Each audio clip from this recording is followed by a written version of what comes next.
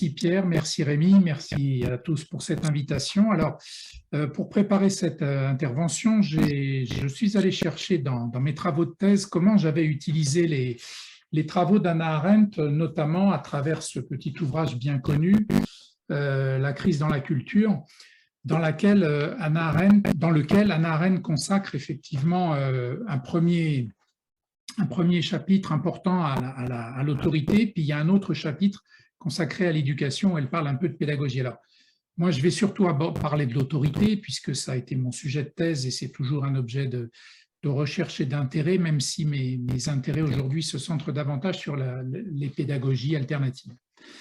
Alors, ce qu'on peut dire d'abord, c'est qu'Hannah Arendt s'est appuyée sur l'expérience romaine de la Fondation. Sa réflexion sur l'autorité vient de là. Et elle dit que cette expérience aurait été oubliée. Elle dit aussi que nous sommes dans une crise, donc c'est le diagnostic qu'elle pose effectivement, une crise de la culture qui renvoie, et elle renvoie dos à dos en fait le libéralisme et le conservatisme, le premier voyant dans l'autorité une régression de la liberté, dit-elle, et le deuxième, le conservatisme, qui prône un retour à un ordre, y compris violent. Alors, en relisant ça pour préparer l'intervention, je trouvais que ces propos, je dirais, introductifs, étaient très actuels du point de vue politique. Et ce texte, dont moi j'ai une version qui date de 1972, mais je pense que le texte est antérieur, voilà, je trouve que c'est d'une particulière actualité. Et elle estime en fait que nous sommes confrontés à une régression simultanée de la liberté et de l'autorité. Bon. Donc ça, c'est un peu le diagnostic qu'elle pose au départ rapidement. Ensuite, ce qu'on peut dire, c'est qu'Hannah Arendt est très souvent citée, effectivement, dès qu'on parle d'autorité en général et d'autorité en éducation en particulier, mais sans toujours, me semble-t-il, aller suffisamment au fond de sa pensée sur la question. Parce que dans la célèbre définition qu'on cite d'Hannah Arendt, à propos de l'autorité, elle différencie clairement l'autorité du pouvoir. Et elle montre bien que l'autorité exclut la contrainte et qu'elle échoue dès que la force a été utilisée, même si cette force prend, dit-elle, la forme de la persuasion. Alors là, c'est moi qui traduis, mais voilà la phrase exacte, à page 123 du livre. Donc je cite, « L'autorité exclut l'usage de moyens extérieurs de coercition. Là où la force est employée, l'autorité proprement dite a échoué. L'autorité, d'autre part, est incompatible à la persuasion, qui suppose l'égalité et opère par un processus d'argumentation. » On reviendra sur cette deuxième phrase avec laquelle moi j'ai un point de discussion.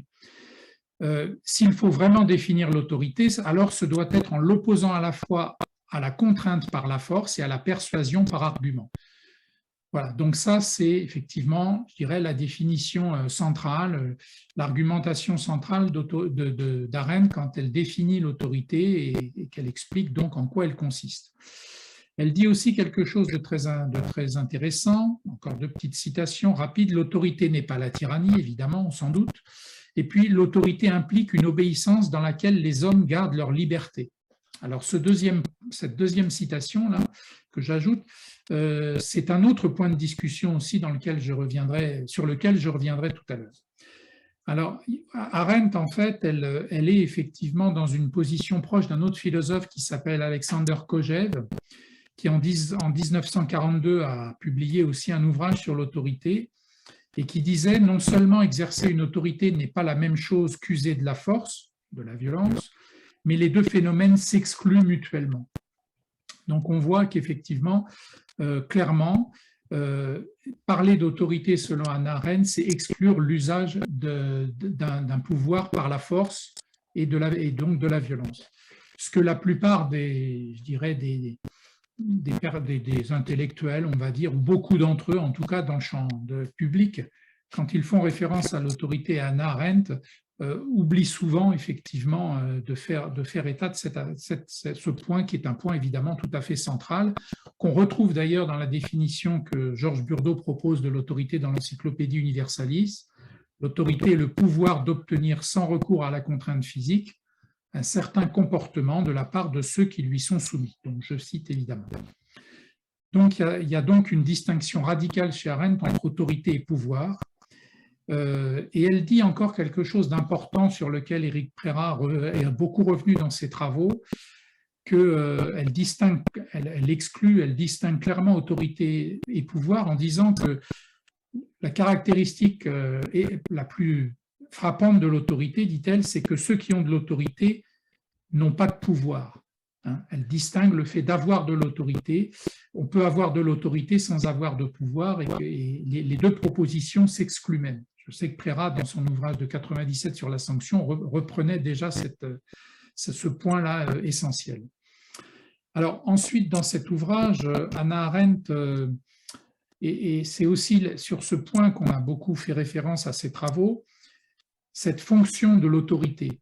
Elle dit des choses sur l'autorité en éducation et cette fonction de transmission générationnelle de l'autorité. C'est là-dessus qu'elle insiste énormément et elle met en garde en fait contre les risques d'une vacance de responsabilité des adultes envers les enfants, envers la jeunesse d'une façon générale, parce que ces adultes exerceraient une autorité inexistante, ce que j'ai appelé moi l'autorité évacuée ou l'autorité transférée. Elle dit la chose suivante, page 244, toujours du livre de la crise dans la culture, l'autorité a été abolie par les adultes et cela ne peut que signifier une chose, que les adultes refusent d'assumer la responsabilité du monde dans lequel ils ont placé les enfants.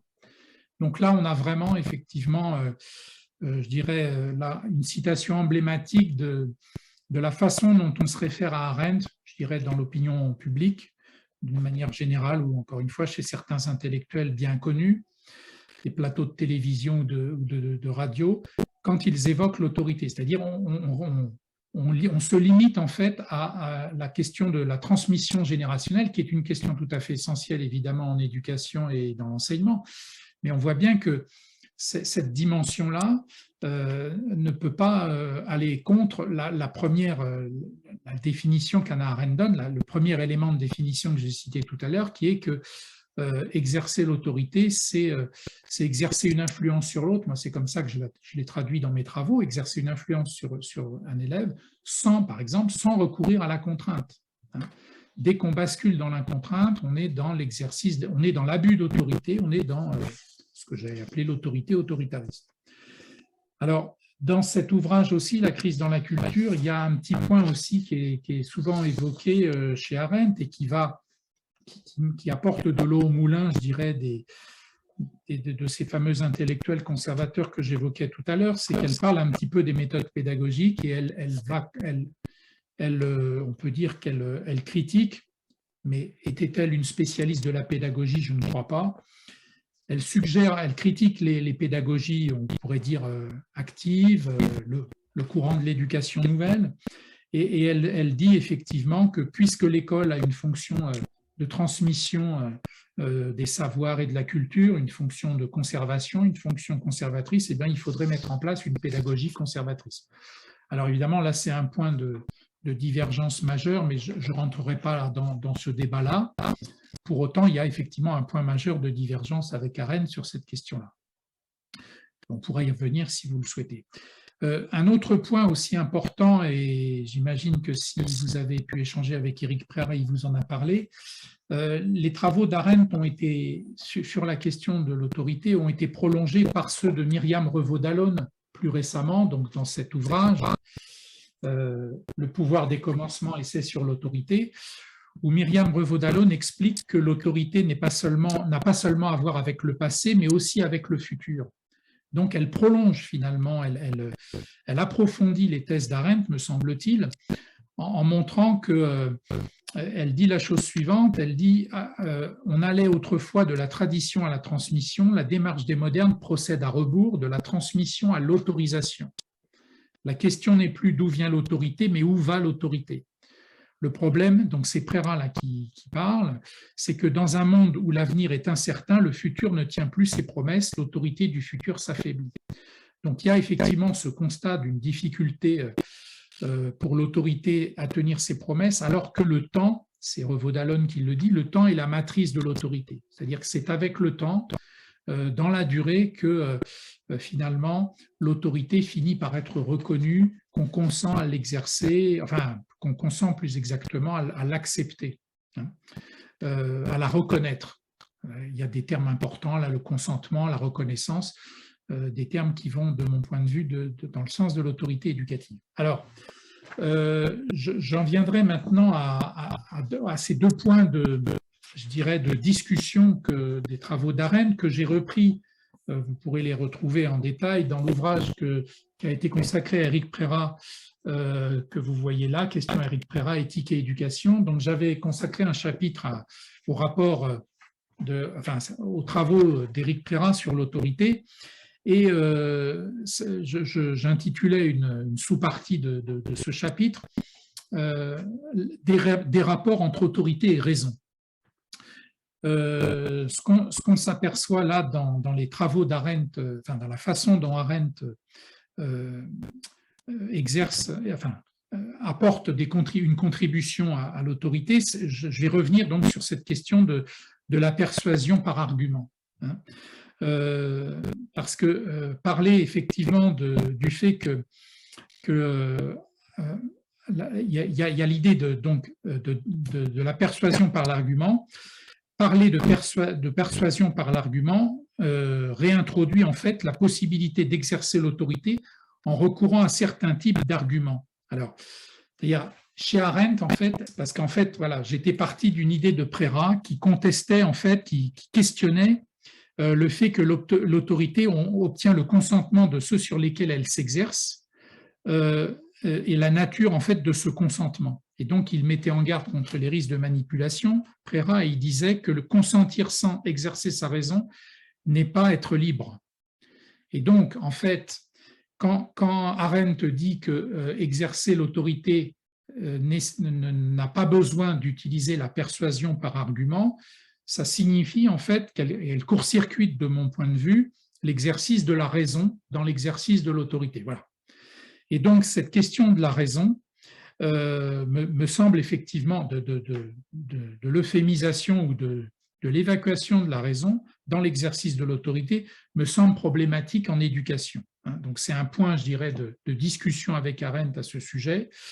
Et justement, Prérat, lui, réintroduit de fait la possibilité d'exercer l'autorité en recourant à certains types d'arguments qui peuvent donc toucher la raison de l'éduqué. Voilà. Donc, distinguer la persuasion de l'argument rationnel permet justement de sortir de cette alternative dans laquelle Arendt nous met et qui, à mon avis, nous met l'éducateur en difficulté. Donc, on peut dire que, et ce serait évidemment plus mon point de vue, je pense que c'est celui de Prérat aussi d'une certaine manière, c'est par la raison que l'autorité s'acquiert, et cette raison, elle se fonde sur l'acceptation et la reconnaissance. L'acceptation, le consentement, la reconnaissance. Donc, je pense, moi, que l'éducateur ne peut pas, effectivement, faire l'économie d'utiliser la raison. Et on peut penser, et moi, c'est ce que je pense, qu'Arendt se trompe quand elle oppose, alors là, je cite, l'ordre égalitaire de la persuasion. Alors, c'est un terme, la persuasion, qui n'est évidemment pas équivalent à celui de conviction, et l'ordre autoritaire, toujours hiérarchique, dit-elle. Donc, elle oppose ordre égalitaire et ordre autoritaire, dit-elle, toujours hiérarchique.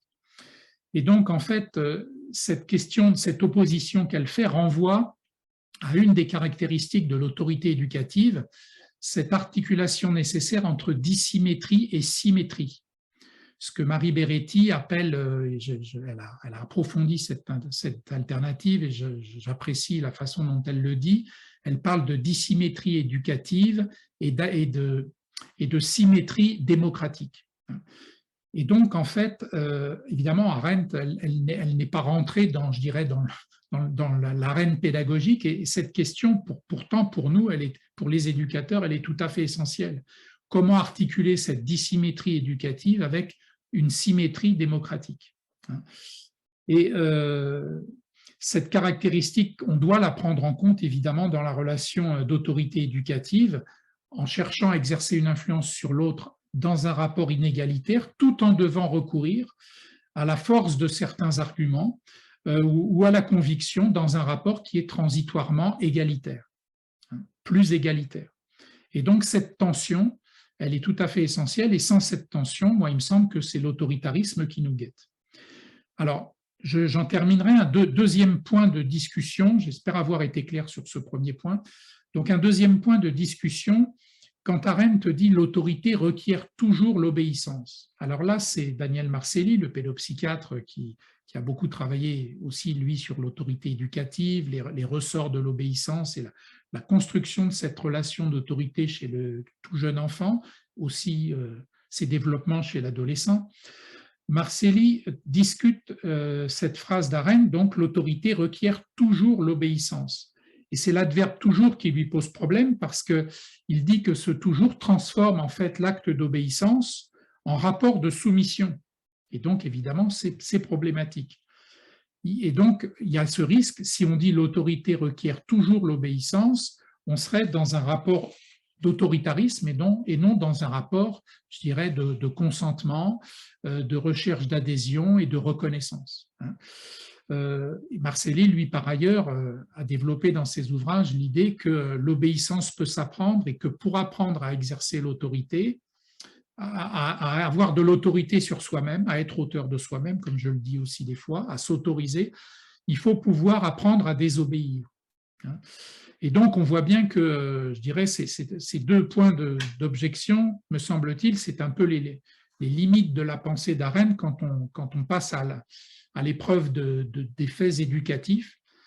Donc, je récapitule, la question de la persuasion par argument et le fait effectivement qu'on puisse avoir besoin dans l'acte éducatif pour influencer les élèves et pour s'adresser à leurs raisons d'utiliser l'argument. Il y a un philosophe que je n'ai pas cité, c'est Gadamer aussi, qui a beaucoup travaillé sur la question de la reconnaissance et de la raison, et c'est en s'appuyant sur Gadamer que j'argumente, que je contre-argumente.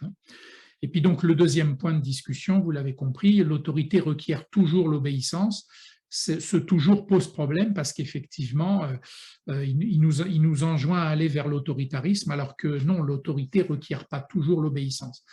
En fait, pour conclure, je crois que Arendt confond en fait l'autorité comme, elle a une conception de l'autorité comme relation, une conception épistémique de l'autorité, c'est-à-dire comme elle confond la finalité avec le moyen, c'est-à-dire qu'elle considère qu'elle décrit une relation d'autorité qui se passerait bien, c'est-à-dire, comme Kojève d'ailleurs, c'est-à-dire quand l'élève accepte effectivement l'influence qu'on exerce sur lui, de fait, là est véritablement l'autorité s'exerce, évidemment.